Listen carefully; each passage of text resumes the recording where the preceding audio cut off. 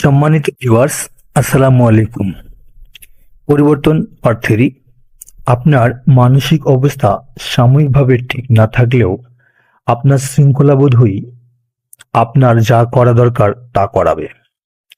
তাই আপনি যদি নিজেকে শৃঙ্খলিত করে গড়ে তুলতে প্রশিক্ষণ নেন এবং সফল হওয়ার তীব্র ইচ্ছা থাকে, তাহলে আপনি সর্বোচ্চ সফলতা অর্জন করতে পারবেন ইনশাআল্লাহ।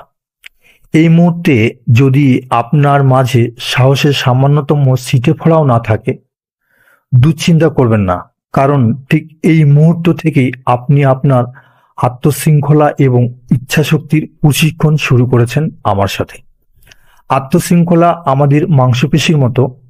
আপনি পেশিগুলোকে যত ভালো প্রশিক্ষণ দেবেন, তত ভালো ফলাফল পাবেন। যদি এখনো আপনি আপনার জীবনে শৃঙ্খলা আনতে সক্ষম না হয়ে থাকেন, তাহলে নিজের জন্য